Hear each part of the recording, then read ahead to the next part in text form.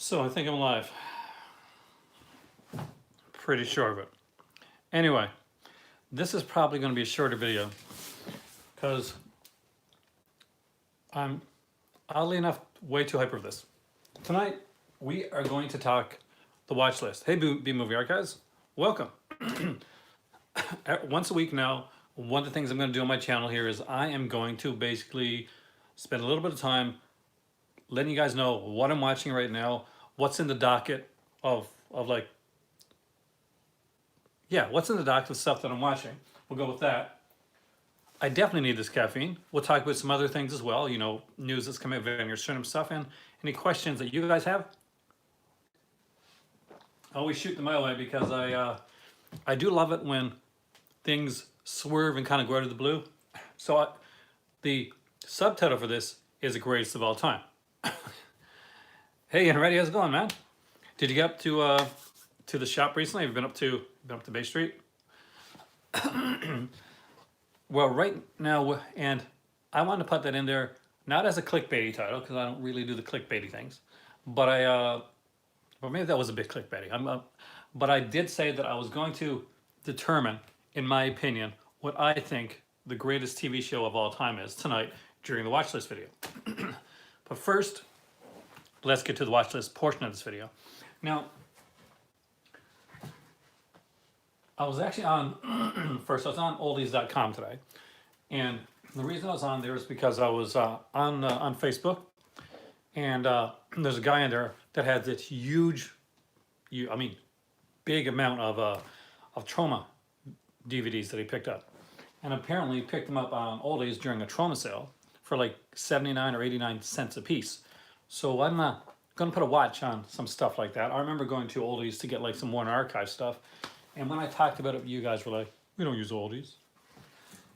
But it's a good site to use. But that's a really good price. So when I see stuff like that, guys, I will definitely let you guys know. I do find that a lot of their full moon stuff is usually pretty low price. You know, the DVDs, especially $2.98, $3.98, $1.98, that type of thing. Anywho, what have I been watching lately? We'll go through that first. Maybe that'll spawn conversation in different directions. We'll see. But actually, a few of them have been TV related recently. There's some movies, but there's gonna be some TV stuff as well. So I watched or rewatched the first season of Veronica Mars, which I gotta say I kind of do love this show. It was one of those shows that really stuck with me. The first two seasons of this were fantastic. Third season, it was hit or miss. They went in a different direction with it, and I'm not quite sure that direction worked all the time, but some of the time it worked. Now the good thing about this and why I'm rewatching it is because it's coming back. They of course did the movie not too long ago on Indiegogo. They did the Veronica Mars film, and now they're bringing it back as a TV series. Yep, that is Halloween too. Tell you what, I'll actually stand up so I can do that. Where this in. I picked it up at Spencer's. Now, before I made this video would have been like about 2 or 3 minutes earlier, but I came in here, and being the klutz that I am, I have my tea, and I lodged it down, and I just sat down to like position this here a bit, and when I did, my swiveling chair just went bam, and tea went all over the place. So I do apologize for that. But if you were on my Instagram or my Facebook or my Twitter, you knew this video was coming because I set it up there. So if you've never seen Veronica Mars, check it out. It is kind of like a modern noir style thing. Who doesn't really like Christian Bale? She's kind of gorgeous and spunky. And I can't believe she's married to Dax Shepard. He must be a really nice guy in real life, but I'm not a fan of the films. I can't say. Chips was pretty. It was pretty bad. Yeah. Anyway, I related to a character in this show that kind of reminded me a little bit of me, and I won't say which one, but see if you guys can figure it out. If you're Veronica Mars fans, maybe you're not. Next up, I rewatched a classic 80s film, and as you guys know, I'm an 80s kid, so I will always go back to my 80s horror, especially. And that is Witchboard. So if you've never seen Witchboard, it's a Kevin Tenney film, and it is a fantastic, fantastic film. It stars at the peak of her gorgeousness, Tawny Kitaen, and I grew up with Tawny Kitaen on White Snake videos. Exactly, fantastic movie. It has like because I know my soap operas because I'm down with that. I know that stuff. It has Stephen Nichols who plays Patch on Days of Our Lives. He's really popular on that, and he played Stefan Cassadine on General Hospital. So if you weren't a fan of one, you're a fan of the other. That's two characters he played. Now, what's really cool about this is not so much a romance as it is, and I'm going to be a bromance between the two dudes in this film. They kind of got a bromance going on. They're just, you know, the friendship relationship. Really cool and really good film. Tenny does great. I love this movie. It's a great rewatch. Now, here's one I started on, but I haven't finished. I got to make sure I got to cover this up a bit. And this is the Mondo Bizarro, Echo Forbidden. So this is a box set by Severin. Now my dad got a really nice box set. I gotta give a shout out to my dad, who may or may not be watching this, but he got his Hemisphere Horrors set from Severin today. He also got Murder Lust, which is an Intervision title, and he picked up the Giallo one. You know, the All the Colors of Giallo, which he did pick up on my recommendation. I'm gonna take credit for that one.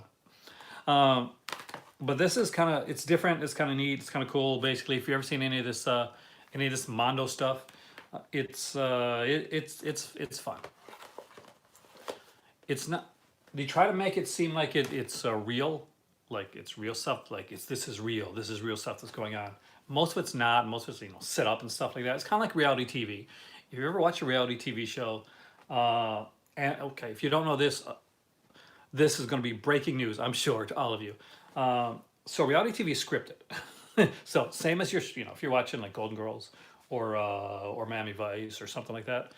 I definitely would. My dad is in another province though, but when I go to Cornerbrook again, I'm getting my dad on camera again. He actually liked it, so I'm super stoked. I'm always about getting people on YouTube, because I think it's a great place to like kind of to share your excitement about stuff, your passions, your whatever you're interested in. Great. So I went looking for Knight Rider. I knew I had some Knight Rider. I thought, I'll be honest, I knew that I've lost some Knight Rider, that I had season 1. I used to have season 1. Now I no longer have season 1 for some reason. I don't know if it got lost in the move. We had like a whole box of stuff, I think, that got lost in the move, because there's a few things that we weren't able to find, and there were some films and some movies and some books and stuff like that. So I had season 1 of Knight Rider. It had the Knight Rider 2000 movie on it. I was gonna go back and I kind of it's my youth, get back there, because I should, because that's the only way youth is coming back to this guy. I'll tell you that much right now. Anyway, so I went downstairs. I realized I didn't have any Knight Rider, except that I went to Atomic Records last summer. Thanks, Movie Archives. I'll hopefully, if I don't see you later, I'll see you next time. We'll be talking about other things aside from this, but just to let you know. We'll probably be a shorter one tonight, because I have some watching to do, unfortunately. Well, not unfortunately. It's a good thing, right? So when I was there, they had this day where everything outside, right, like the movies, CDs, all that type of stuff, is $1 each. So you stack up everything you want. But I got like a bunch of movies and stuff, and I got this here, Knight Rider season 4, unopened. Now I'm gonna give a shout out here. I was watching Zanzarak, some Multimedia Chronicles, watching that channel, and he did a review of the Miami Vice Blu-ray set. And within that review, he mentioned that a while back he watched Knight Rider, and when he reviewed the Knight Rider Blu-ray set, which is something I really need to get, especially now that I realize I've only got this one season. Luck's not even open, so $1 for not even open season of Knight Rider, not too bad, right? So I'm gonna open it tonight, and I'm gonna actually watch a little bit of Knight Rider. It's got like the great 80s TV flashback on here. should be kind of fun. And the kit original card blueprints. I'm sure that is totally going to make me able to go outside afterwards and put together a whole kit right on my own. Probably not, but we'll say it is. Yeah. Anyway, for people, by the way, that never saw my shorter vids that I did earlier, I was on Facebook, and they announced that the Toys That Made Us, which is a really good thing that came on Netflix. Netflix unfortunately does not put all their shows out in physical media formats. But Netflix announced that the Toys That Made Us, you know, the both parts, first part and second part. I'm hoping there's going to be a third part. Is going to be put out on DVD to buy, and I thought, fantastic. I really want this show. I've actually watched every episode of the Toys That Made Us at least 3 or 4 times, maybe more with the G.I. Joe and Transformers and Star Wars episodes. Just so you know, those are really good, like insanely good. A lot of cool background stuff, and I should have known as soon as I put the comment on there that I was eventually going to get this comment. Like I should have known. I should have been expecting it. And it was like, so, I can't believe you're gonna buy something when you can just watch it on the stream. And I was thinking, well, first I was thinking, yeah, that was my first thought. But then it just came, and I didn't really respond back. I guess a little response. But just so you know, things go off on Netflix and all the streaming services. They leave. They go off. Like there's usually a finite time. And also, things are that are put on there, you know, need internet. I mean, I always be in a place that I have internet, or if you're in like an area where we have like wonky weather sometimes, then what happens is the internet goes down. That's what happens, and then you're like, what am I going to do? Well, yeah, you're going to get a physical copy, and you're going to watch that. So if you're dependent, for instance, if you're like saying, dudes, okay, next month, come over to my place. We're gonna have chips. We're gonna have dip. We're gonna have some beer. Get some mimosas, whatever. And we're going to watch like season 4 of Night Rider. We're going to marathon the whole thing. It's going to be a weekend thing. You get all ready. You're down for doing that. Now, you don't own Night Rider. Let's say for instance, you got it on Amazon Prime or you got it on, I don't know, one of the streaming services, right? That's where it's at. So you queue it up. You put it in your queue. You're like, I cannot wait. This day is coming. The day comes. You get your chips, you go out, you buy your chips, you buy your dip, you get like your beer and your pop and your whatever you're making, your sangrias, you get your fruit and stuff like that. You go and you check the queue, and lo and behold, it's no longer there. Damn, they took that one off there. And see, when I first got Netflix, one of the big reasons that I got it at the time was I was super excited because all the Stephen J. Canal shows were on there. All of them, I mean, like Silk Stockings, like Hunter, 21 Jump Street. You know, may not mean a lot to some people, but to somebody that likes this type of stuff, this was a huge plus.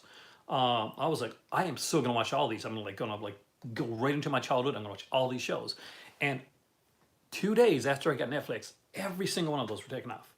Every single one of them were gone. And I can see some of them now on Amazon Prime, but I'm not going to hope that they stay on Amazon Prime. What I do, as you can tell, is I go out and I buy them. And especially with things like places like Mill Creek and Sony right now, and Universal, they're actually, you know, putting out complete series sets for really cheap. There's really kind of zero excuse, you know, if you really like something, not to have it. I wanted the Equalizer. I can't find the Equalizer usually on a streaming service to watch, and I don't really feel that I need to. I want to own the Equalizer. And that's the TV series, not the movie. The movies are okay, but I mean the TV series with Edward Woodward. Where he talks really fancy and then he shoots people. That one. Yeah. And his son was the guy from Karate Kid, I think. Wim Zabka, I think. Anyway, so you get there, it's not there. What do you do? Well, if you got this, if this is in your hands, and there's people coming over, and you're having this Knight Rider season 4 marathon, you're set, you're good, you're ready to go. Your backup, or maybe your go-to, you got it. They come in, everything's ready, and you put in the disc. That's it. If you don't, if it's gone, if it's disappeared from the magic of streaming, well, anyway, hopefully that answers that question. What else am I watching? Well, although I watched the film on the 101 Films, I wanted to watch the features. So I actually been checking out Double Dragon. It's got a really good documentary on here, kind of really great making of. So what's really good is making of good movies are fun. Making of bad movies or cult classics or cheesy films, those are awesome. Those are the ones you want. And if you have not seen Double Dragon, it's a blast. It has Mark Dacascos, Scott Wolf, right? Yeah, Robert Patrick from Terminator 2. We get like Alyssa Milano looking gorgeous, Christina Wagner. Fantastic, fun film, super cheesy, lots of great little effects. But what's really cool about this set is MVD put this one out. Unfortunately, I don't have the slip that I normally have because I bought this at Walmart. Only $29 at Walmart, so pretty good. There's like a genre label release at Walmart. I'll pick it up. Anyway, so it has an hour-long making of on here, maybe a little bit over an hour, another around 30, 40 minutes talking about the producer, Don Murphy, basically different stuff that he did. There's an archival featurettes, which are fantastic. What's really cool, what's really, really super cool is there's a 1993 pilot for the animated series, Double Dragon. So yeah, there was a cartoon that came out, a Double Dragon cartoon, and that was on there as well, which is also a fun watch. And as always, because it's an MVD rerun, I will take out the poster and show you guys.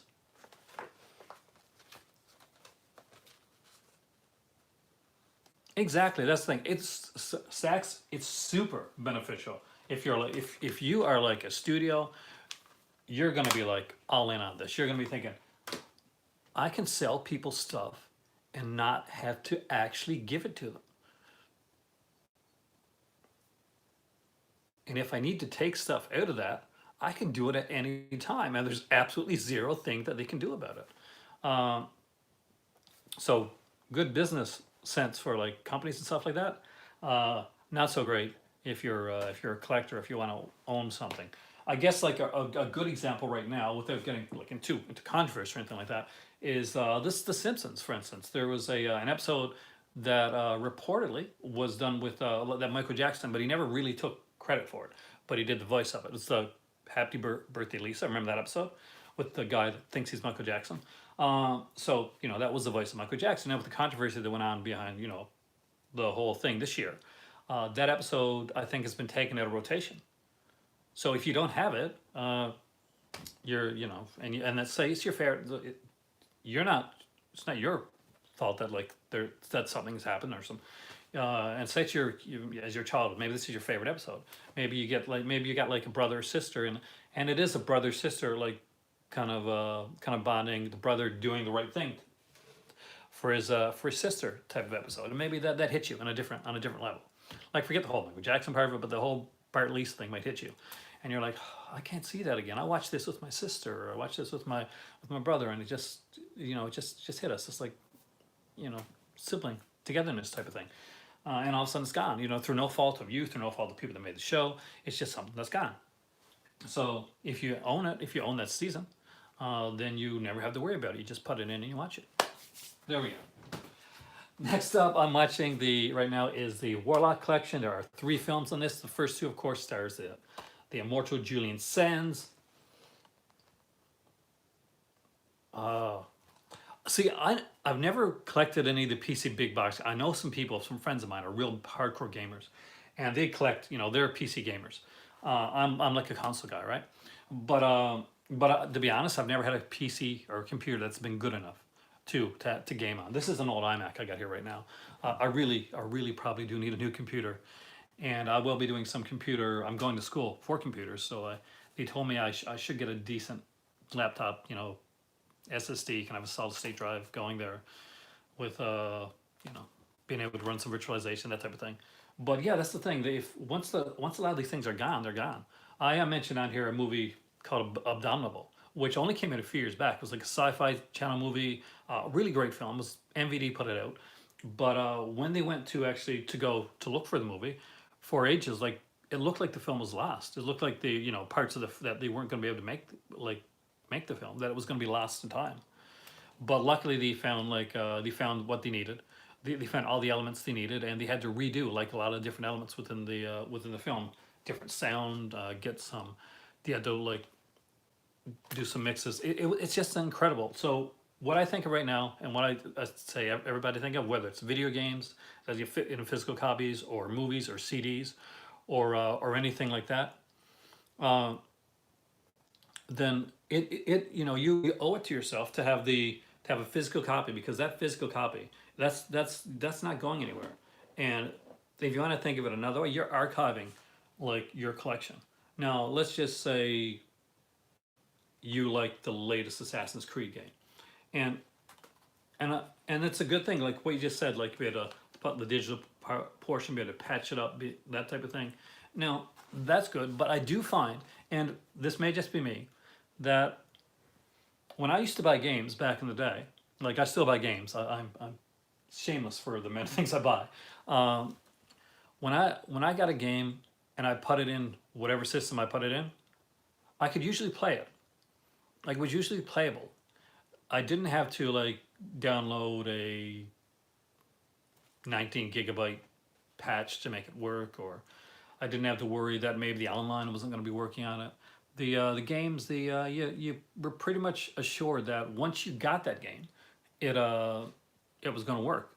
Quality was there. It was tested. It was ran through, and this might just be me, and you can definitely correct me, but it seems like you almost got an out nowadays. I mean, if you make a game, and it's not like, I'm talking about like the bigger things. I mean, like when it's indie games, it's different. I mean, like it behooves them to go digital in a lot of cases, and for stuff like that, to get their stuff out there.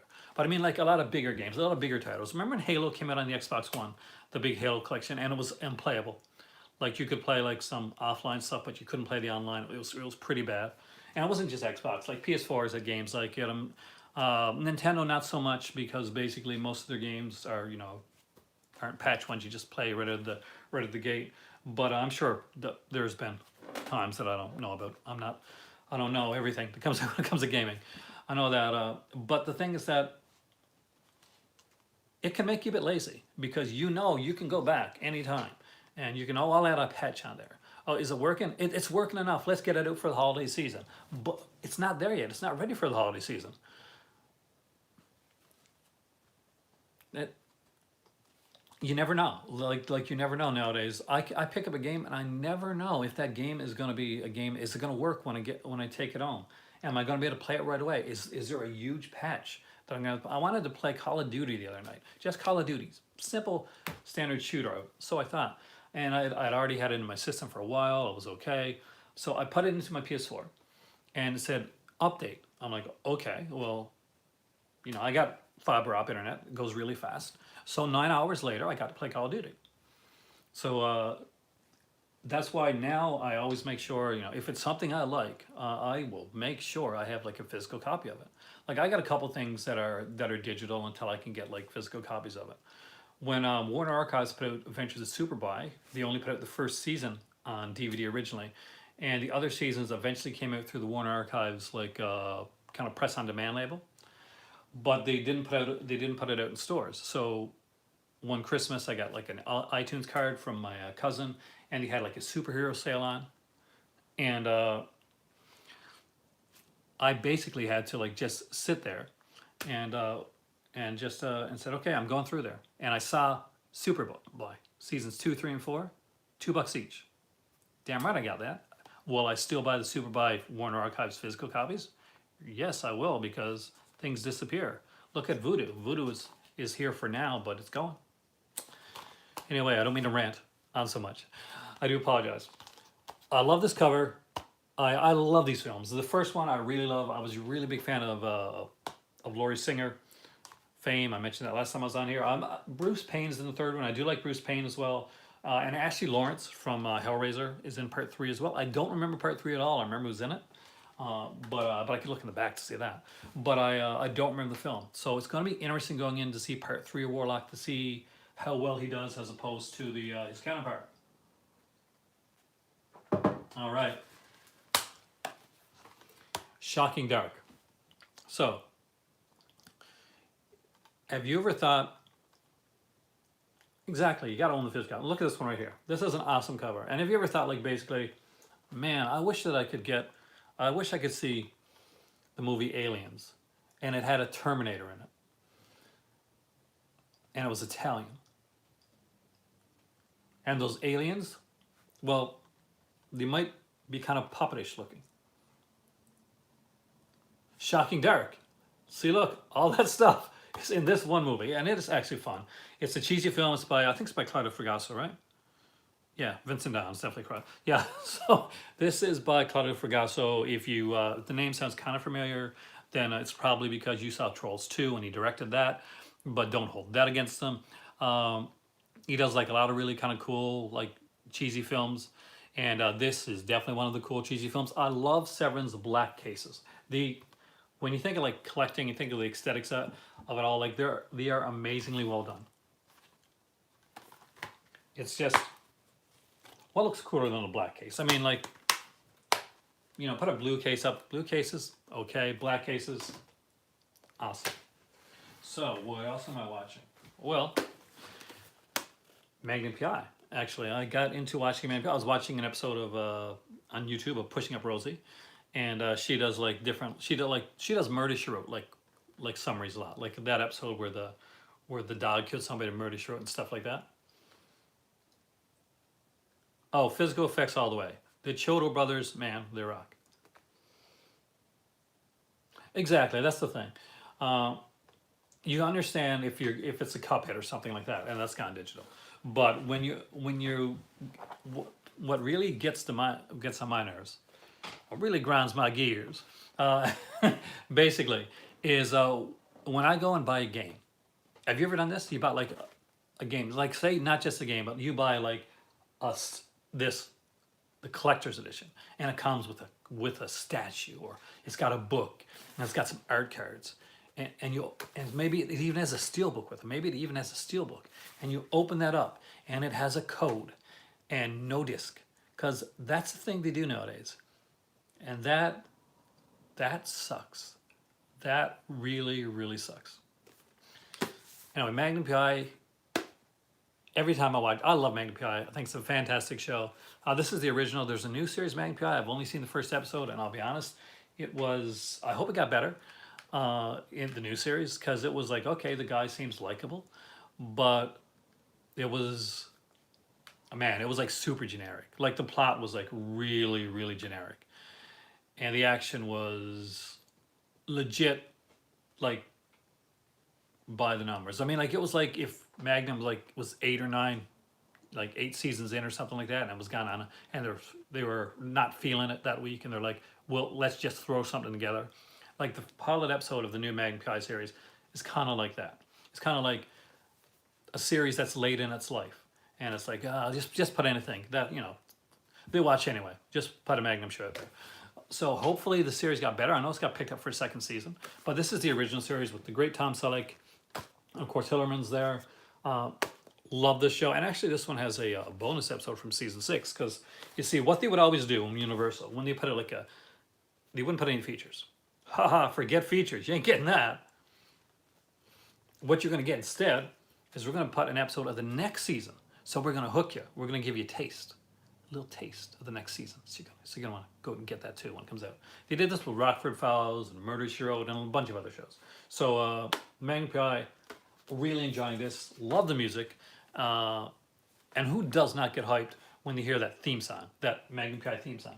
It's just super, super cool. I really enjoy it. Anyway, also, I am watching, yes, Murder, She Wrote, because this is like a comfort food for me. This is like chicken soup. Whenever I'm on my own and sometimes I'm feeling down, I miss my better half. You know, I'll be just talking to some of my friends and stuff, and I'll be like, you know, I just need some Jessica Fletcher in my life. That's, you know, And she's really evil kind of bit when you think about it, because literally somebody dies in her life, like, and not just dies, are brutally murdered pretty much all the time in her show. And usually the killer will be someone that she gets to know, and often will be seem like a really nice person, and someone that she'll have a connection with. The first episode, especially, like, that really, if you've seen the pilot episode, or a serious connection with. And usually by the end of the episode, not all of them, but by the end of a lot of the episodes, she's with her friend, and they're laughing. I guess murder really doesn't bother her too much. She gets over it pretty quickly. She's no PTSD for Jessica Fletcher. And it's gone. No, not for her. She's right there. She catches a killer and she laughs with Seth.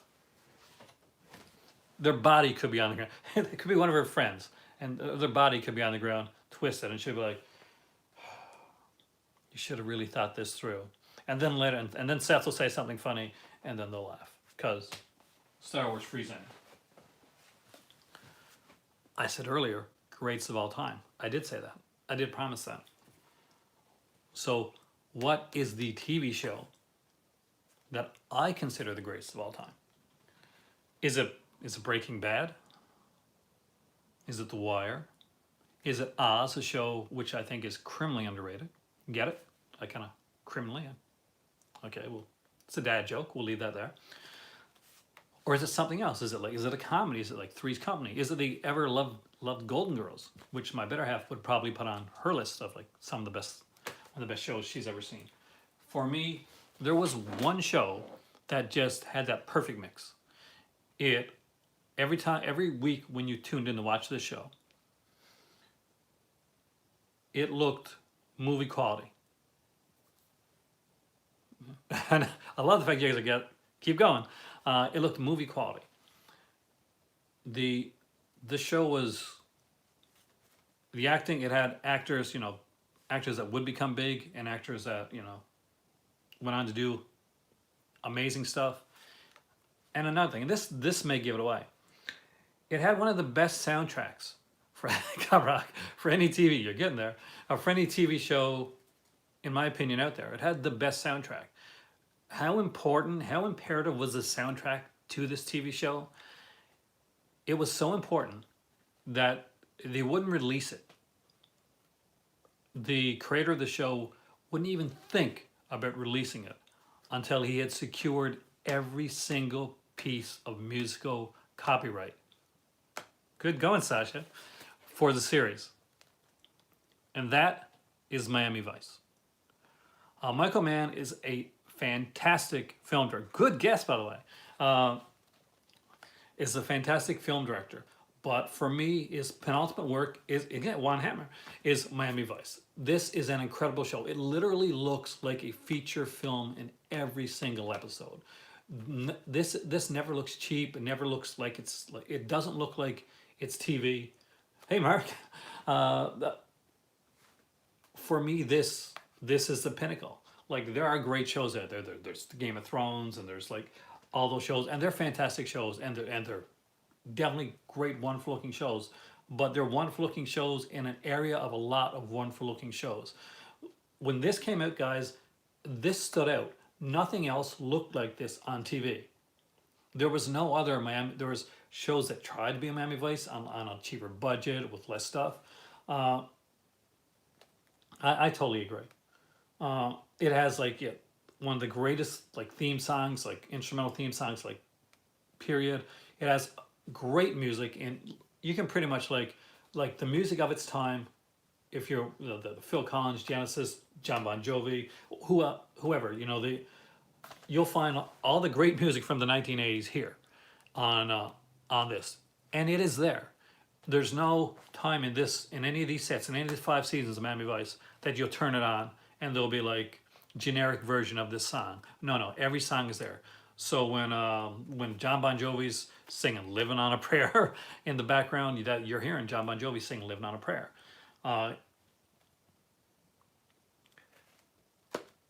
I love this show, and every time I go back to it, I forget. I always forget. I always like say, okay, I watched it, great, but I always go back to it, and it always blows me away. Yeah, I haven't upgraded this one yet, Sasha, because I do have the series, but I do want to upgrade. I do definitely want to upgrade it to Blu-ray. I did watch the Zanzirak Multimedia Chronicles video that he did on this, and it's actually fairly inexpensive. I think it was like 40 something dollars Canadian, and on Amazon CA recently. I can't afford that right now, but normally that would be something that I would, I wouldn't even hesitate. Like I paid like more for my Murder She Wrote or Hawaii Five-O, and that's just on DVD. Now another reason that I want to get it is because I'm not sure like which sets you got, but I got the original sets when they originally came out, so I bought them as they were coming out. They cost quite a bit actually back in the day. But the first two seasons of this are flipper discs. Now seasons 3, 4, and 5 are all like regular, and I would still not get rid of these because I do think they look kind of sexy. They're regular discs like this. As you can see, one of them is already in my VCR, right? In my VCR. That's the good taking us back. In my Blu-ray player right now. But and this season 3, I think this is the season that, yeah, it started with Liam Neeson actually. It's an IRA episode. Now, Miami Vice was also one of the first shows to ever get a VHS type of release. Now, I don't mean like the full series, like what they did. They put out like the first movie, the pilot movie, Miami Vice on VHS, and then it was popular, so they put out Miami Vice 2, The Prodigal Son, which was the second season opener, like feature-length season opener of Miami Vice. Yeah, the Blu-ray is bare bones. Now, just so you know, aside from the first season of Miami Vice, as far as I can remember, I'd have to go back and look downstairs, but I'm pretty sure that all the seasons, aside, I think the first season had a couple features on it, featurettes, but that's the only one. None of the other Miami Vice seasons have any features at all on them. There's nothing. They're bare bones. They're the films, because basically, to be honest, the truth of the matter is Michael Mann spent a fortune getting the rights to all the music in every episode. So by the time it came to like to do features, he was like, "Look, I put the remastered. They look great. All the music is there. This is what I can do. This has taken up a lot of my time. This has taken up a lot of resources. This is what I can do. I'm going to give you the episodes the way that they were meant to be seen and the way they're meant to be heard. That's what I can give you. There's not going to be features on here." And I've always been a Michael Mann fan. You guys know that Manhunter is a personal favorite of mine, and actually not quite. I'm glad you mentioned that because I actually got asked that question earlier today. So Xbox and so Sony and Microsoft made announcements recently. All right. So Xbox is putting out a digital-only console. It's been called online the Xbox SAD. Now, this is not the next gen of Xbox, just so you know. It's just a digital version of the Xbox One S. So basically, it's literally a Xbox One S with the hard drive taken out of it. So that one with the disk drive taken out of it. So I want you to think of that for a second. A lot of people that I know that are gamers, I got some friends that love their Xbox, but they're definitely not going digital all the way. And two, if you got a 4K TV and you got an Xbox, you got a 4K player. If you got a 4K TV and got an Xbox SAD, which is a digital only Xbox, then you paid too much for that Xbox, and two, you just paid too much for an Xbox that does less than the previous edition did.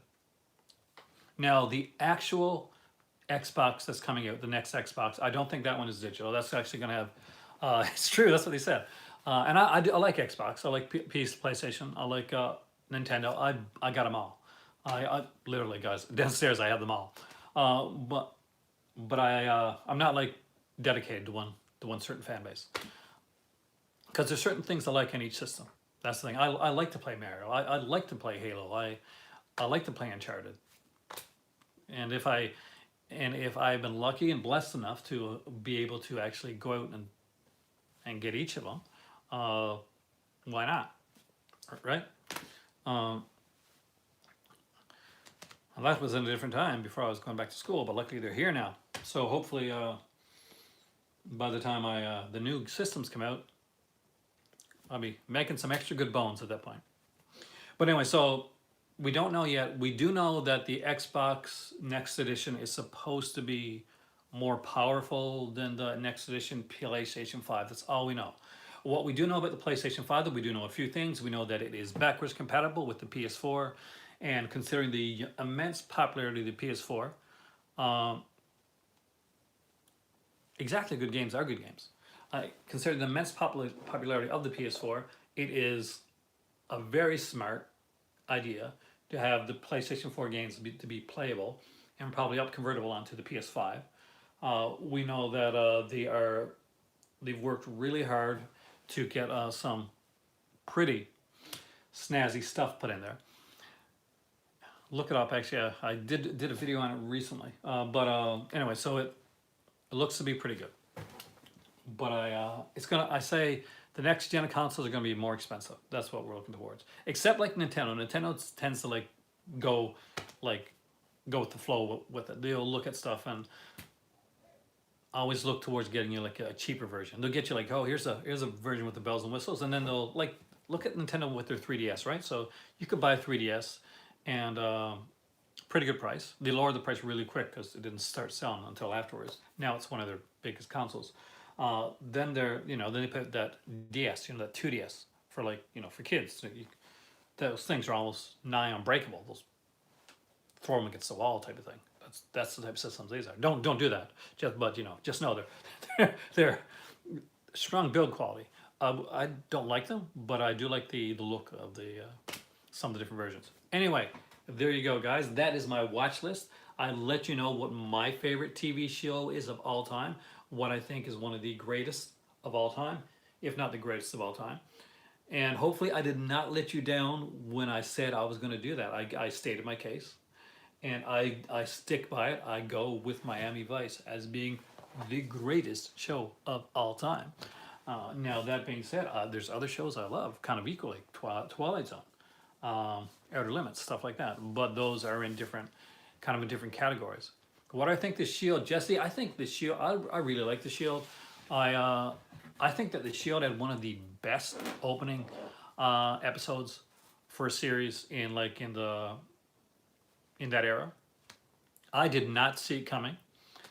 For people that haven't seen The Shield, I won't spoil it, but by now, it's been a few years.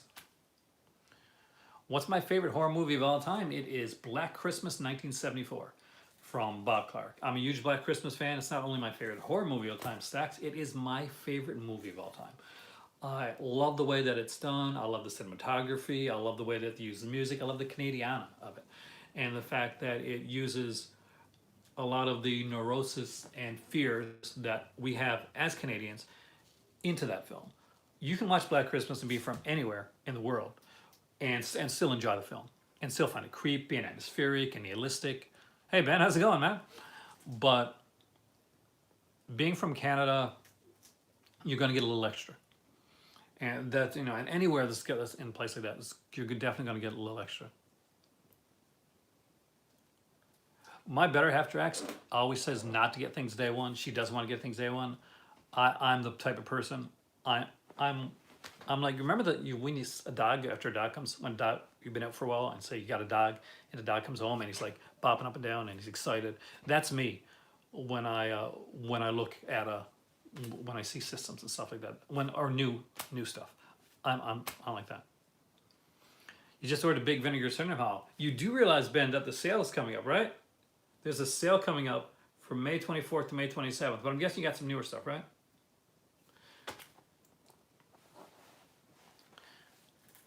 How many Vinegar Syndromes do you have now, Ben? Now, what I do throughout this month as the sale comes up, I guess I should do it here. I'll try and do it here. See if I can get this to work. So what did you get? Let us know what you got, Ben.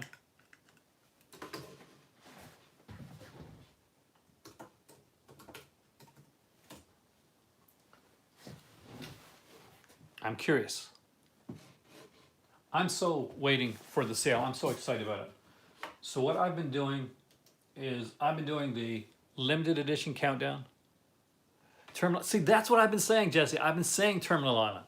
My dad will be super stoked. That's a favorite of his too, right? Corruption, Chris Miller. I like that one. Did you get Darkroom? Because you know Darkroom is like super going fast, right? I was super surprised because it's definitely not one of their better slipcovers, but it is one of their better films. So you're one of the people that's going to have the Darkroom slip. So what I'm going to do, I'm going to try anyway. I'm going to bring it up. I'm not connected to the internet. I am so connected to the internet. Stop lying to me.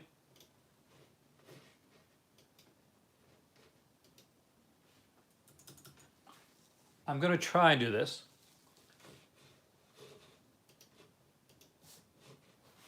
So, while I'm waiting for that, because we don't want to wait forever, do we? We are going to open up my iPad, because I think ahead. I do. And I'm going to bring up Vinegar Syndrome.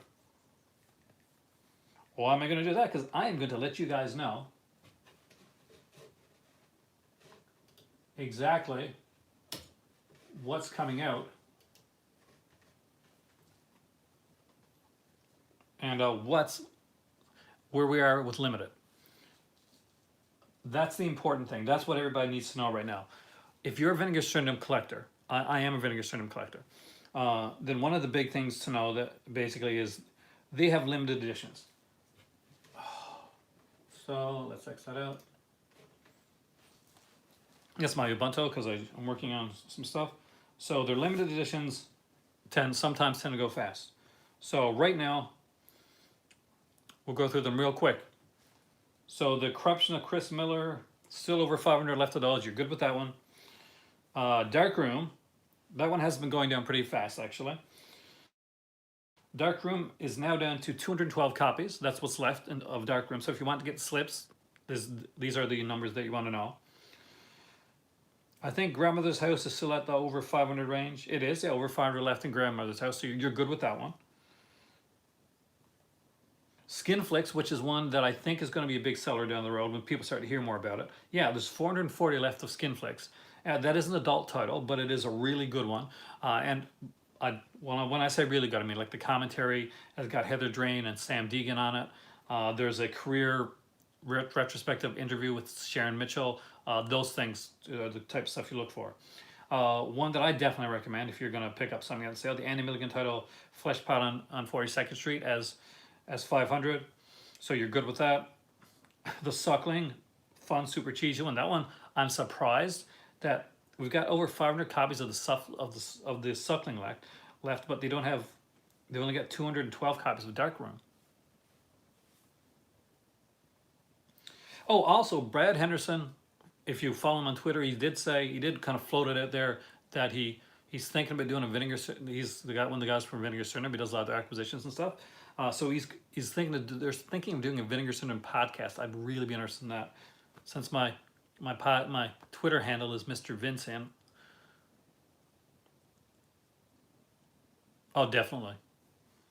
In the Call of the Night, still over 500. FIFA's become huge. Dominique, I'm sure, is going to be over 500. I do recommend it though. So if you like the kind of like the slower, like kind of the thrillers, Dominique's a good one. Battle from the Lost Planets again is over 500. That's 2 movies too. It's got Mutant War on there as well. Some of these I hope like go during the sale. Party Line again. That's one I really hope people get. Party Line is one of those kind of like those thrillers, and I want to see them put out stuff like Night Eyes, and kind of films like that. Some of the Andrew Stevens collection, that type of thing. So and the Shannon Worry stuff and Shannon Tweet stuff. So I'm hoping that stuff like Party Line does well. Graydon Clark's Wacko still high up there. I forgot Wacko. He got Wacko. So that one's over 500 of those. Did you listen to the podcast? Did Brian sell you on Wacko?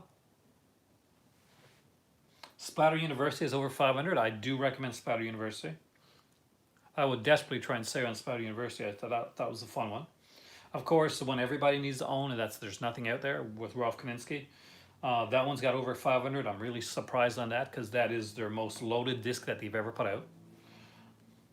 The Uninvited, which has one of the best freaking covers too, still has over 500 left. And if you have not seen the cover to The Uninvited, man, oh, who doesn't want to own that? There's a little bit of awesomeness with that.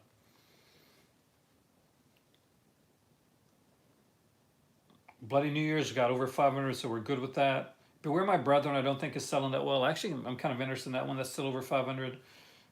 Sudden Fury, though, it's a Exploitation one, which that is kind of Hitchcockian one. That one's still over 500. I do recommend that.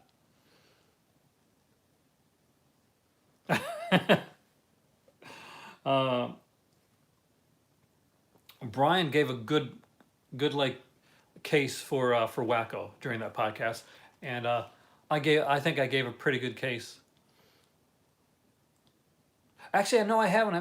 I haven't seen many YouTube videos as of recently. I watched a couple the other day when I was out, but my better half's gone. So basically, a lot of chores, and I've been doing some studying. So a lot of that, and in between that, I've just been watching some stuff.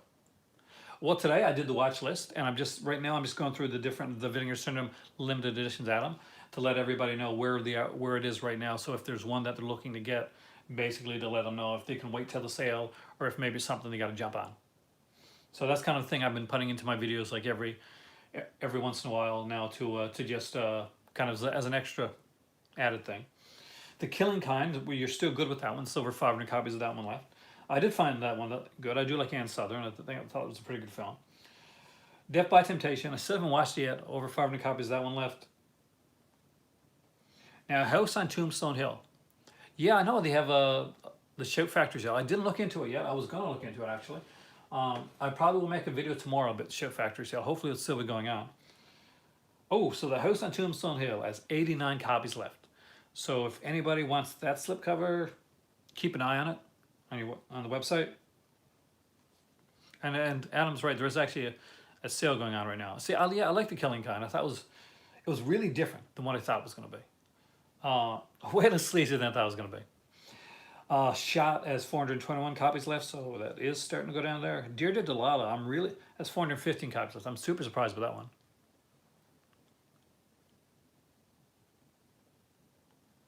I'll check out the video, I promise. Yeah, so Vinegar. So Shout is moving their warehouse, so they're selling a bunch of their stuff off. Is it cheap though? Is it actually cheap? Whorehouse on Highway 5 is the one I love, but I think that one's sold out actually. I will check, but I think that one may be gone because that wasn't a slipcover one. That was a limited edition, just a limited edition. There's only 217 copies of Alien Zone, otherwise House of the Dead, and that one also. I'm really surprised because it actually has a really nice looking slip. So you can never tell which ones are going to go.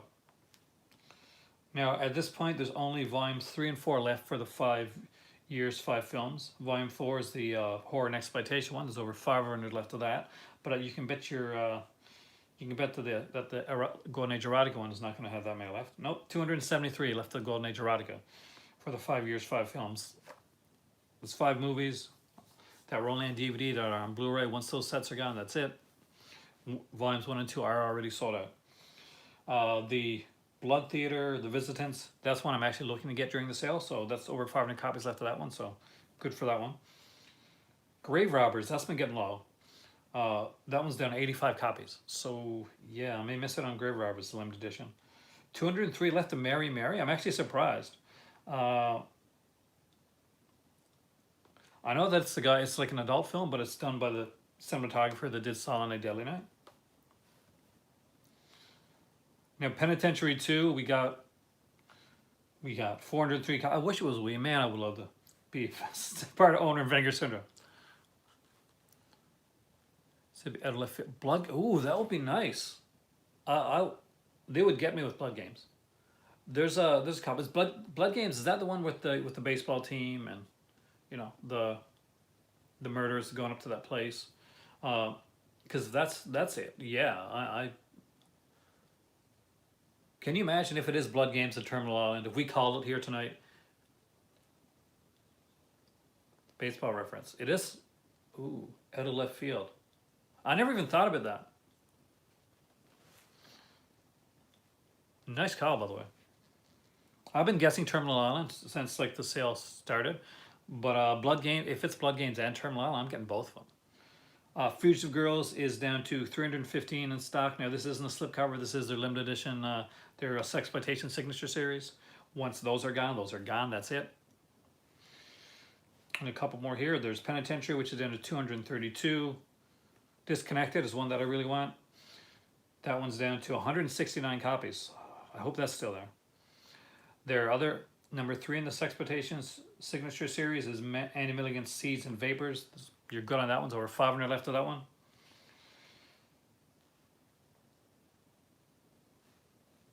Number 2 is Pickup, and that's down to 265. Number 1, in case you wanted to know, that's already sold. It's gone. The Corpse Grinders is down to 55 copies. That's all there is for Corpse Grinders. So if this slipcover is something you need in your life, then you're going to want to get on that one. Trip of the Teacher, which was another limited edition. That one's still at over 500, which is good. I like that one. And Pete Carpenter one, Blood Mania, Point of Terror, which I always recommend to people. It's down to 393. Pickup, and what's the cool thing about Pickup, dude, that was the only film he ever made, I think. I would definitely second that recommendation. But there we go. That is every limited edition. So when I didn't mention Horror House and Highway 5 or Hellbent, that's because those are gone. So that's what happens on this. Now, as I mentioned on here a couple times before, Blood Beach is one that I think, that'll be an awesome one.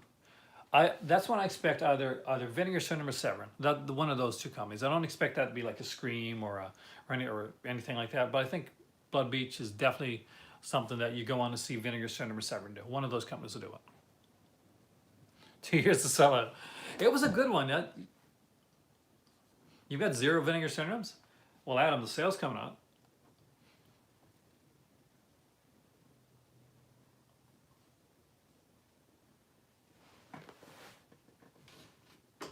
Did somebody mention FIFA? The shadiness of FIFA? I love the World Cup. Do you have nothing that interests you? Like none? No type at all? So what type? They have action movies and they got suspense. I always remember they're not only the adult stuff. They've gone like kind of farther away from that actually. They still do some, but they do like some other types as well. Now I do have to say one thing that I did last night, I couldn't sleep, so I was up late. So I started watching the Criterion Channel. I put it on my Roku, which I brought upstairs, and I started watching. I was going to watch Mildred Pierce, and then I realized he had all the features from Mildred Pierce on there, because that's one that I want to buy. I'm a huge Joan Crawford fan. And I picked up I watched the documentary on there. Like, there's an hour-and-a-half long documentary on Joan Crawford about her life and stuff like that. Man, Christina's really bitter. But I guess, if all the stuff that says is true, there's nothing out there. Yeah. I did love that film. But yeah, it was a fantastic. Criterion Channel is doing streaming right. It is doing streaming extremely right. I love the fact that they're putting out these movies and all their features and commentaries and stuff on there. You just saw it for the first time whenever I got the baby. That's a fantastic film. You wouldn't do this to me if I wasn't in this chair. But you are in this chair, Blanche. You are.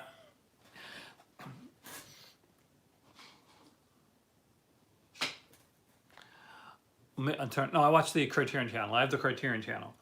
And one thing I got to say is the Criterion Channel is making me want to buy more Criterions. It's never going to take the place of owning Criterions. Nope. I got to have my physical copies. Mildred Pierce is a fantastic film. Joan Crawford is great. I love Joan Crawford's stuff. Like, she started out as a dancer, and she was very, very much the when you think of, here's our old wrestling term, not old, but like the 2000s right term, was like ruthless aggression, that type of thing, right? So she had ruthless aggression. Vince would have loved her. she knew what she wanted and she went for it. She didn't let other people get get in her way. I've always been huge. Humoresque was probably the first Joan Crawford film I ever saw. That's one she did with John Garfield, and I love that film. It used to come on CBC late night. I used to watch it all the time. You saw Night of the Hunter? I love Night of the Hunter. That's one of my dad's favorite movies of all time. Oh yeah, I've got the Indicator box set, Adam, of well, both of them. But the reason I got, one of the biggest reasons that I got the second William Castle set was for Straight Jacket. Oh, Dear to the Last got a Southern Gothic feel, and I'm getting it. I love Southern Gothic.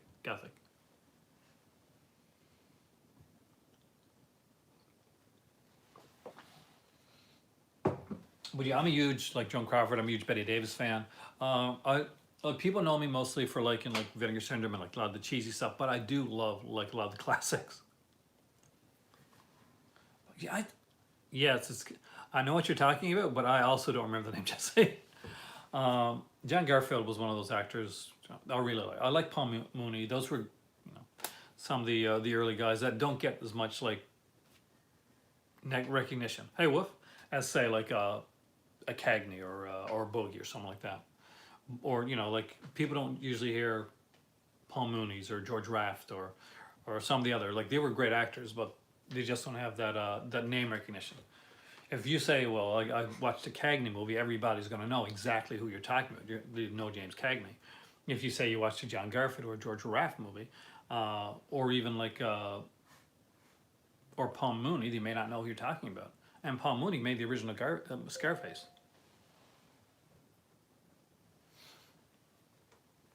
And I really like the original Scarface. Good old Boris Karloff is in that one too. Yep. Edge of the Axe. That's what I'm expecting. But yeah, I like the thought that Blood Games might be that Vinegar Syndrome title. And if Terminal Island's there, I gotta have that. Because we know they already put out the other one last year. They put out Sweet Sugar. Yeah, that's the one, which I love. Did I have Volume 2 out yet, man? But I want to get Volume 2. I bought the first American Horror Project volume. It didn't sell very well for them, so it took them a little while to get the second one out. But they put a lot of work into it. I remember I was watching it. I was in the old house. If you guys have been watching for a while, you know that this is my second house here in Nova Scotia. That the first house I was in, and basically, I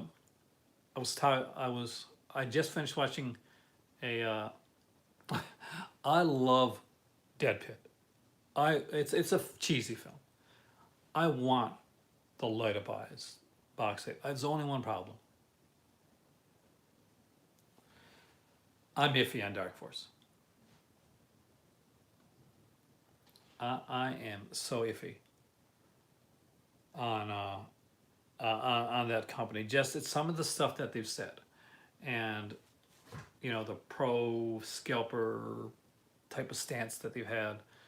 It rubs me the wrong way. Now, I don't know the guys behind Dark Force. I don't know how to take them. It's just they seem a bit, and this is just me. Some of the things, it may be just the way that it comes across, and maybe I'm reading it wrong. But and there's so many there's a few other titles that I really wanted to check out. Dead Pit is one of them, specifically one of them. But I don't know, man. You guys can tell me if you guys had much experience with Dark Force. How they are as a company. I've been iffy on a few things that they've said out there, whether it was in jest or not. Maybe I took it wrong or heard it wrong. I don't want to say or to come down on a company that I don't know anything about. But that Dead Pit release, they're putting the work into it. I'll give you that. I never thought I'd see Dead Pit come out with that.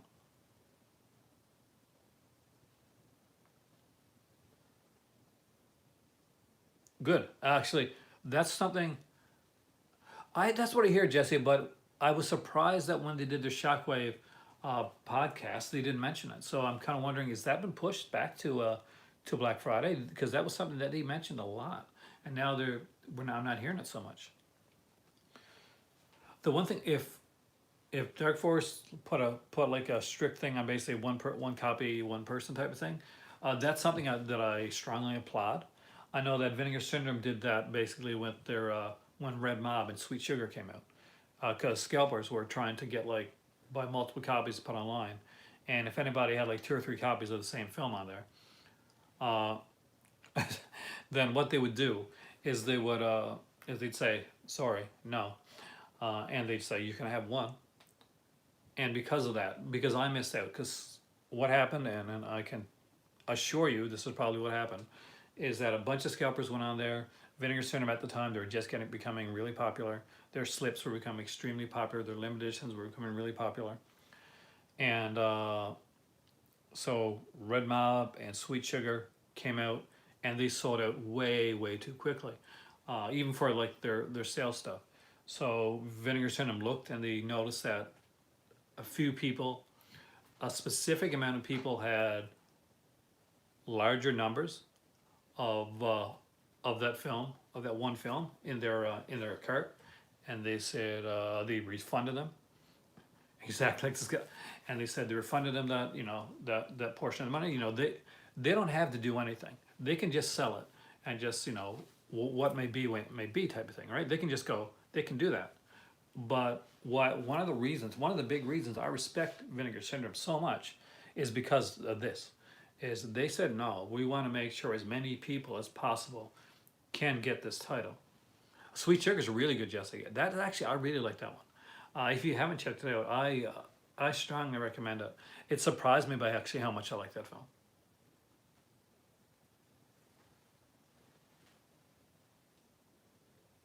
Green Friday. We don't have that here. Where are you, Drax? I can't remember again now. Because that's kind of cool, Green Friday. Yet another Black Friday type of thing. Are you in Ireland? Is that it? Oh my God, I can't even do an Irish accent. Can't even try. Norway. Okay. Oh, nice. I've always wanted to visit Norway. I've got like a bucket list of places that I want to go. The highest on my list was always England, and I checked that one off of my list. Well, we'll have probably wet and dreary Friday. It's what we're gonna have here in Nova Scotia, because that's what we've been having so far. Like either it was 1 degree. It was 1 degree at its warmest today. I went out to buy some stuff. I had to pick up some. I'd like to tell you I had to pick up some healthy food. I'd be lying. I had to pick up some junk food, and a couple other things as well. Picked up some cheese, that type of thing. Oh my God, did I forget to put the cheese in the refrigerator? Damn. Anyway, I'll do that after. Or in a minute. Son of a... Anyway. How much are watermelons in Nova Scotia? I do not know. I know that when I lived in St. John's, which is in Newfoundland, which was an island, groceries were more expensive because they had to come across either on a plane or a boat, and there is an extra charge.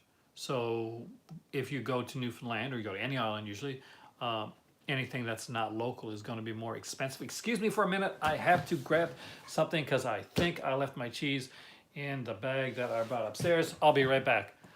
Produce is more expensive. It's actually fairly cheap here, but if you go to like a grocery store in Newfoundland, I will be right back.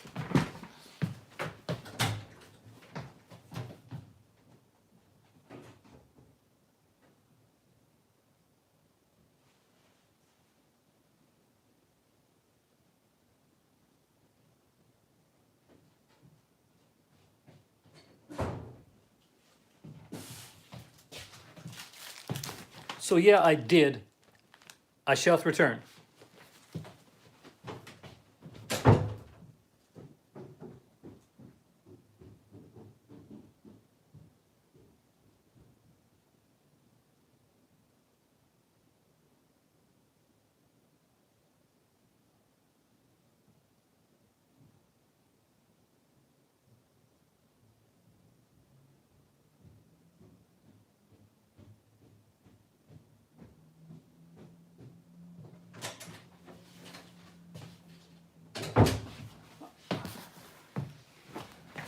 I'm so glad you asked that question.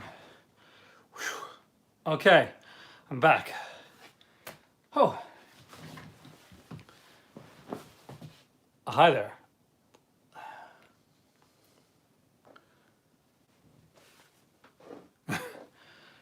I like the, when I get the sliced cheese, I like the thicker cheese.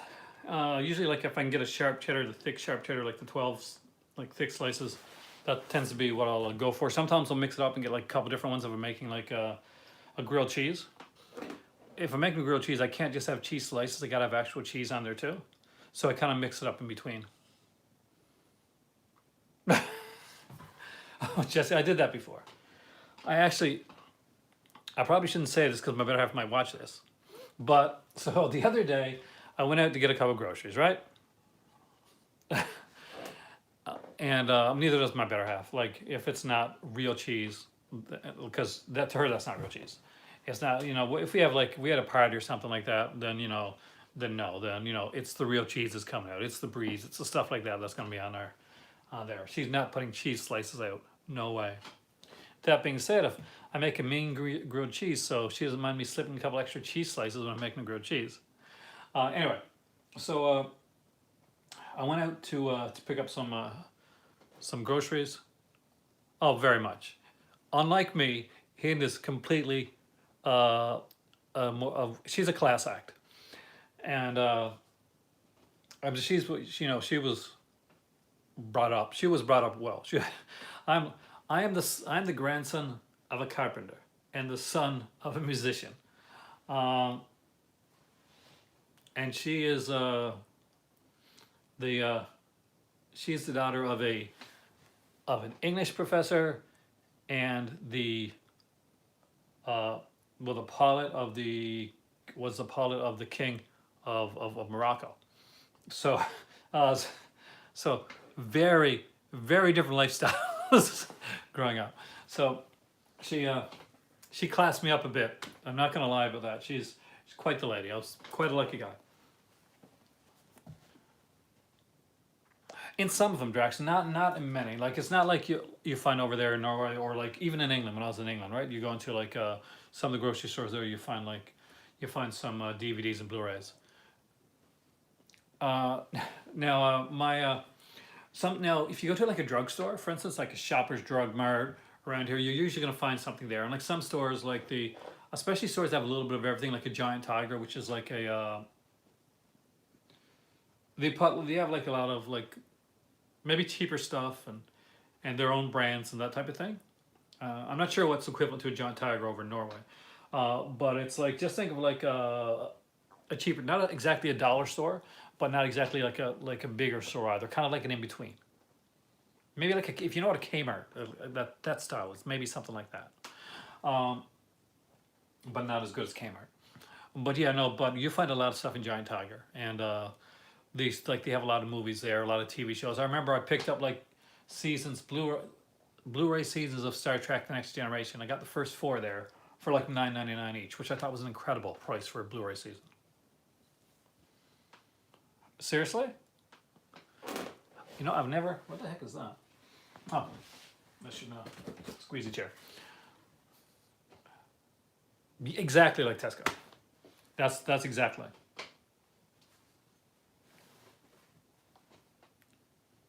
Pieces at the dollar store. Nice. Back in the day, we could get a lot of stuff from dollar stores, but not so much now. Every once in a while, we'll find like a Thomas release, or every once in a while, a Shout Factory release actually will show up in like one of our dollar stores. But that's rare. Usually, if we do get any, and we don't get a lot of releases, there's a lot of E1. If you're familiar with the company E1 Entertainment, I think they might be Canadian. They a lot of their releases show up in there. So basically, if you see like a movie, like a kind of a semi-low budget, or a movie that you don't really know a lot about, horror film, like pop up in a Walmart or something like that, usually it'll like show up there later. The only semi-famous person that I can really kind of claim for family-wise, and I don't know if any guys here will know him, but my grandmother used to hang out with, especially when he was making The Rowdy Man, with Gordon Pinson, who is a famous actor here in Canada. and like he later on, you know, got for it was an Academy nominated movie. Actually, I think a year or two ago. So, oh, the Trailer Park Boys. That's actually done here, uh, in Nova Scotia, which is a fun show. My sister she drank with those guys actually. She was at a one of those God, with those winter, you know, with skiing things. They had skiing winter carnival type things going on, and the guy that played Bubbles, and I can't remember his name now, and the guy that played Ricky, I think, and maybe Julian too, like two or three of them anyway. Uh, we're there, and so she sat down and she had a drink. They're really really nice guys apparently, like really like laid back, really easygoing. That's still pretty cool. I had a director at my at my commitment ceremony. Does that count for something? I didn't particularly know him well, but I know he directed like Horses of Gods, and he's like a Moroccan film director. Here we are doing our name dropping. Uh, uh,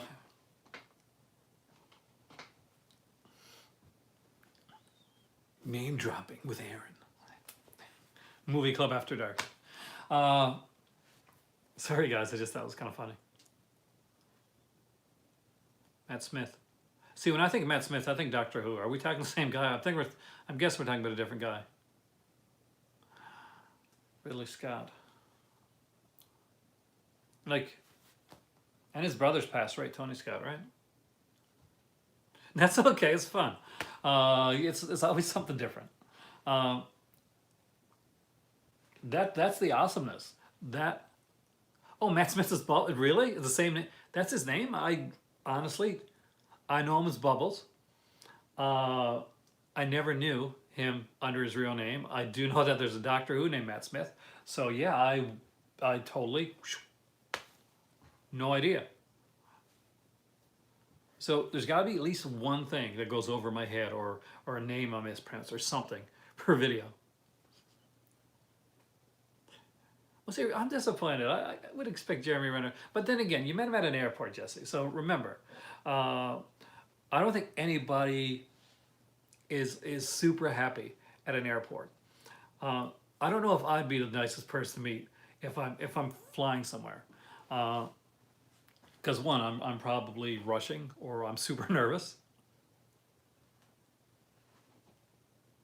Bubbles was a monkey. You've never watched Trailer Park Boys.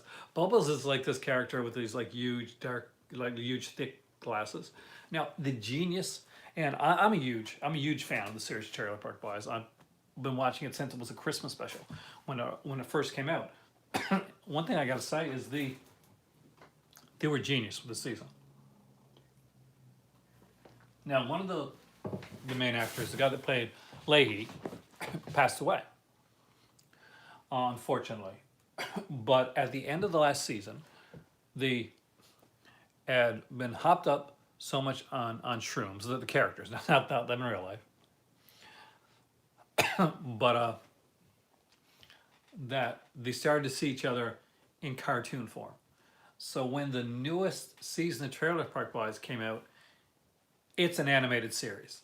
This season of Trailer Park Boys on TV, I'm not sure if you guys are watching or not, but it's animated. And it's been pretty glorious. So they've been able to do things ever since. They've been able to do a lot of stuff that they couldn't normally do, thanks to that. You want to meet Lady Gaga? There's a lot of guys who want to meet Lady Gaga. But you have the most pure reason of all. I'm a huge fan of Lady Gaga. Like, in a way, I guess if you think like a kind of a modern day Barbra Streisand, you know what I mean? You know what I mean? She definitely has that style, and of course, you know, she did Star Is Born as well. It was a big one for her. Now, like back in the day, Barbra Streisand, you know, when she was dating John Peters, how's that go? There we go, another pronunciation. I'm gonna say John Peters. He was a hairdresser. That he got her to do A Star Is Born, which she did with Chris Christopherson. Actually, went really well. But I really do like the new one. I did get a little bit sad watching Lady Gaga and Bradley Cooper in A Star Is Born. And they totally had me fooled afterwards. I completely thought that they must have been like really like kind of had the hots for each other or hooking up on the set or something like that. But when they went in like press junkets and the Oscars and stuff, they played up the connection, and they were so good at playing it up. People were like, "Are they really together? Did they hook up?" type of thing. But they're like, "No, we're promoting our film," which isn't genius. It is bloody genius to do it like that, to promote their film and to go out there and to sing the song on stage and look at each other in the eyes and get like super kind of lovey-dovey and connected. So basically, every time that they were promoting their film out at the Oscars or one of the talk shows or something like that, when they did their performing, they did it totally in character.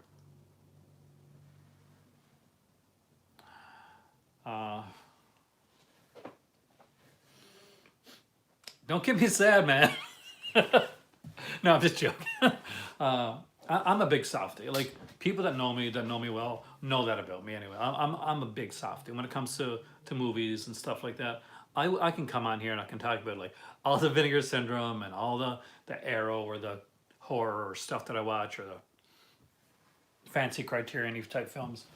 But at the end of the day, I am somebody that if I see a sad movie or a sad song, sad commercial, yeah, it might get me. Might get me right here. I can't watch sad films. Jax, neither can my better half. She won't, actually. She won't watch anything that's sad or too dramatic, kind of too depressing. She prefers fantasy films and action films, exploitation, stuff like that. But no, she's not about watching like she can't watch anything sad or anything depressing. It gets her down. She says she wants to get away from that. I don't know, Jesse. I don't know if I can do buddies. I kind of want it, but I don't know if I really want it. It's like that would have to be like a really low price on the sale for me to get it. I know I want all the Vinegar Syndrome, so it's eventually going to be one that I'm going to pick up. But I can't say it's going to be any time in the near future, because that's dark, man. Buddies is dark. I mean, it's like sitting down and watching. Speaking of buddies, Buddy Gisano, is that his name? It's too late for Manchester by the Sea, dude. Unfortunately, it's too late. Yeah, Buddies was super depressing. So there's a movie that I watched, and oh God, what's the name of it? And I was super pissed after watching the movie because it was just like super insanely depressing. Probably, yeah, it's probably the most depressing thing I've ever seen. So the movie was called Johnny Got His Gun, and I'm sure a lot of people have seen it. And it's a well-regarded film. Actually, Metallica's song "One" is based off of the song off the movie Johnny Got His Gun. But it's super depressing, like extremely depressing. It's got some great actors in it. Do I recommend it? How down do you want to be? Because I will give you the basic like plot line. So basically, this guy goes to war, and I guess it's Vietnam. I can't remember right now. And the majority of the movie like is him, and he's in a hospital bed, and he doesn't have any arms or legs or really a chest cavity or a face.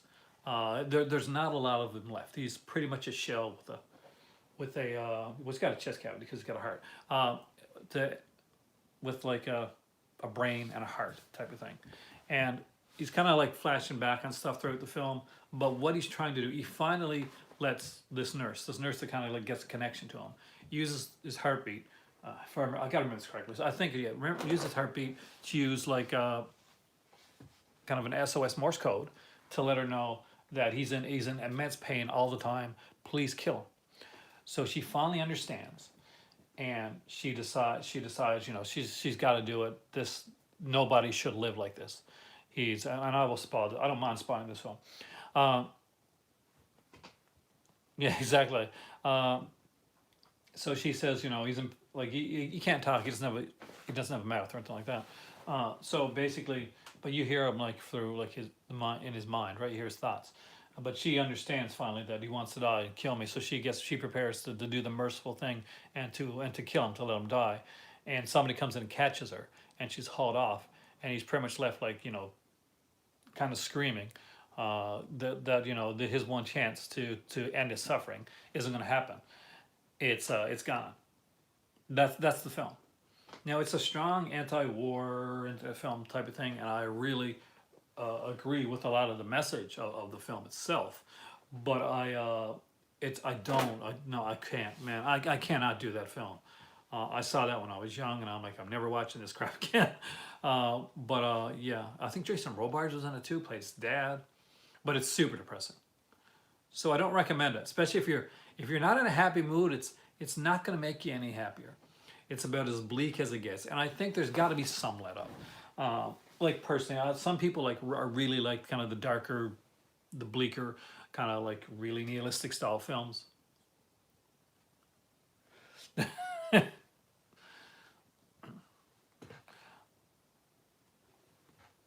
But horror movies, they're, lots of people die in horror movies, but it's not, even those, you don't find them super depressing, they're 90 minutes. But that was just utterly, it's just an exercise in depression. That's my thought. If anybody's seen it and they got like a different opinion on it, feel free to say so. That's just me. I just really, really couldn't get into something like that. That's why, so long story short, that's why I don't have buddies yet, because I figure it's going to be super depressing. And I don't even I watched Philadelphia once, and I ain't going to watch that again. And that's definitely kind of more mainstream depressing type of film. All right, guys, so we went to almost 90 minutes, and I am probably going to go and watch something about as undepressing as you can imagine right now. I'm not even lying. I'm going to watch the... Yes, I am. I'm not, but please, don't spoil anything for me. I'm very excited about seeing it, and I have snoozed all movie and media stuff on my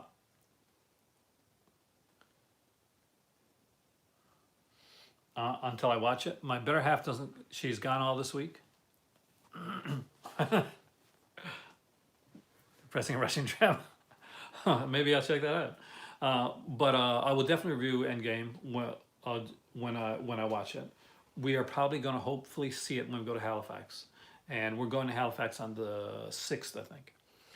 So fingers crossed, we get to go to Halifax on the 6th. We will go and check out Endgame, and then after I see it, when I get back here, I'll do a review. Spoiler alert: I'm probably going to like it. They'd have to really mess up for me not to like this. The last film they put out was Captain Marvel. I saw that twice in the theater. I liked that one so much. But that also had some kicking ass 90s music in there as well, which I really dug. And I just like I've always been a Captain Marvel fan. But there you go. Anyway, so I will check out Endgame. I do promise. I am Aaron. This has been the Movie Club. The Movie Club is you guys. You guys rock. You guys are awesome.